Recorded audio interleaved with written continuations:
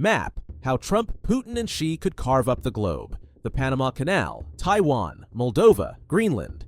It might sound like a game of Risk, but for Trump, Putin, and Xi, it's a very real board. Trump's vision starts close to home. He once floated buying Greenland. He renamed the Gulf of Mexico to the Gulf of America as part of his America First campaign. He even hinted that Canada could be the 51st state. Now he's turning inward, doubling down on the Western Hemisphere. And China's growing influence in Latin America may be the reason. But this global reshuffle isn't happening quietly. In Eastern Europe, Russia is deepening its reach. From Moldova to Slovakia, protests have broken out against leaders accused of cozying up to the Kremlin. In Romania, a far-right candidate backed by pro-Kremlin narratives surged in the polls before elections were scrapped. Meanwhile, in Georgia, ruling party critics claim links to Moscow as it tightens control near the Black Sea. Even U.S. policy seems to be making space for Putin. American officials are signaling that restoring Ukraine's 2014 borders may be off the table. J.D. Vance's Munich speech slammed the EU and praised nationalist leaders,